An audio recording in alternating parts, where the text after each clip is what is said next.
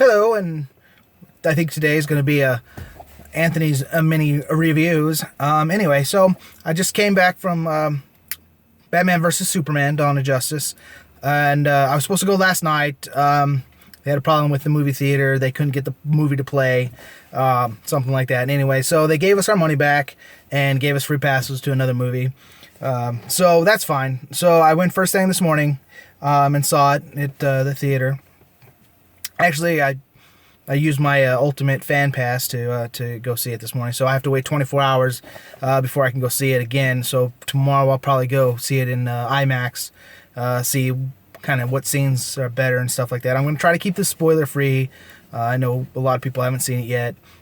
So first I want to start off. It was unbelievable. It was amazing.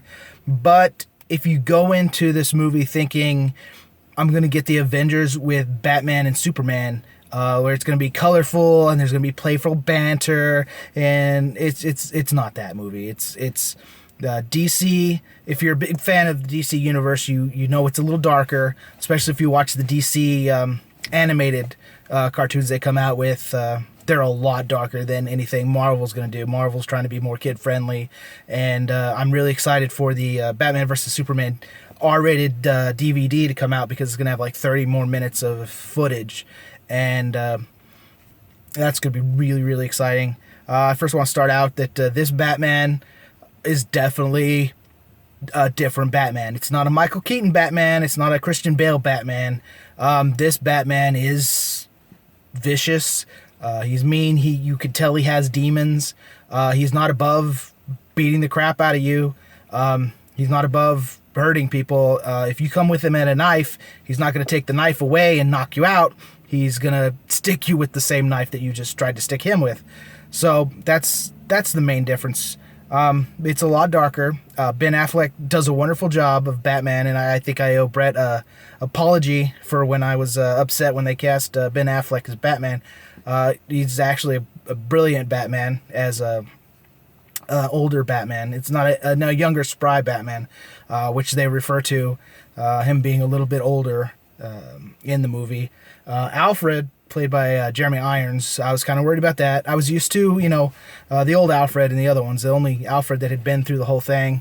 Even Michael Caine as Alfred was okay, but I think Jeremy Irons as Alfred, he was a lot more hands-on. This one, I mean, he was in the shop fixing Batman's gadgets, repairing his car. He was a lot more hands-on. He helped Bruce out a lot. It was very, very good. Wonder Woman, she showed up at the end. It was pretty interesting to see her character and how it played out. She seemed to be... There was parts when she's fighting that she seemed to enjoy the fighting, so you can definitely tell she's more of a fisticuffs kind of Wonder Woman, and they show the lasso of truth. They don't really use it, but they show that she has it, which was really interesting.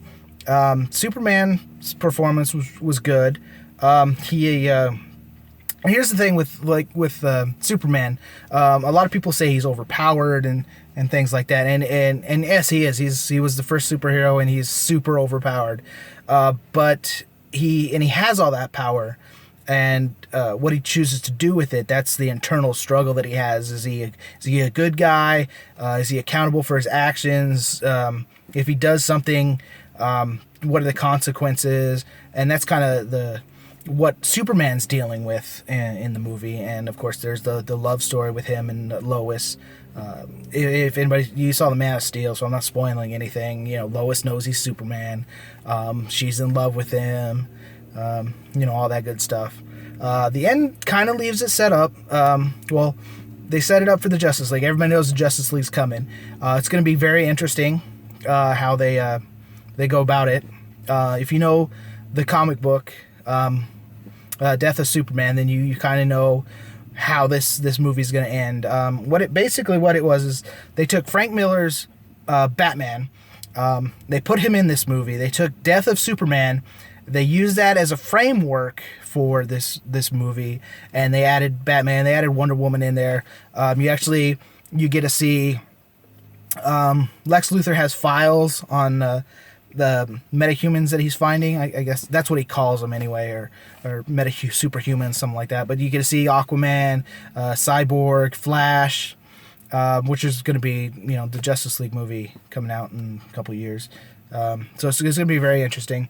Like I said, I don't want to spoil anything if people are saying, but I can see the critics. Well, it's very interesting. The critics are giving it really low scores on Rotten Tomatoes, but the fans are giving it really high scores. So it's going to be one of those movies that it's going to, it's going to be decided at the box office, and it's already made so much money, so I don't really think there's going to be an issue with that. But some of the critics are saying that it's loud, and there's, the soundtrack, because it has the Superman theme going still. Some of the Batman themes it didn't feel right. But the soundtrack was all right. But yeah, there definitely needed some tweaking with the musical score. That was, maybe my only complaint. You can definitely tell that Zack Snyder shot a lot more than what was put in the movie. And that there's a lot of scenes that just feel like they could have gone a little longer. Honestly, I enjoyed the movie so much, I could have sat there for like another 2 hours watching it. Batman's a bit of a jerk. He's kind of obsessed with destroying Superman. That's like his only goal in life. There's one scene that reminded me of the Christopher Reeve Superman, the first one, where Superman goes down in the tunnels and Lex Luthor kind of puts him through the gauntlet to see exactly what his powers could be. The machine guns, the freezing. There's a scene in the Batman Superman it's kind of like that. It made me think back to the old days. There's a lot of stuff going on in the background. Jesse Eisenberg as Lex Luthor was awesome. I kind of had my doubts. Everybody was saying they wanted Bryan Cranston, stuff like that. But truthfully, Lex Luthor was amazing. He actually kind of gets insane. You could tell he was obsessed with power. The part I know when my son sees it down the line, he's going to love it because he references a lot of mythology characters. Prometheus bringing fire to the people, stuff like that. The Zeus. There's a story about Zeus. He says a lot of stuff that I know my son's going to get a kick out of. But it was an excellent movie. I suggest you go see it.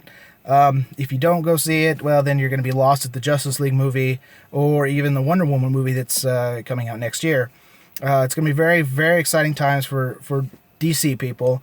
But like I said, if you're expecting the Avengers with DC characters, you're going to be disappointed because this is a more realistic, darker version of what a superhero movie should be. And I enjoyed it. But we'll see what everybody else thinks. Thanks.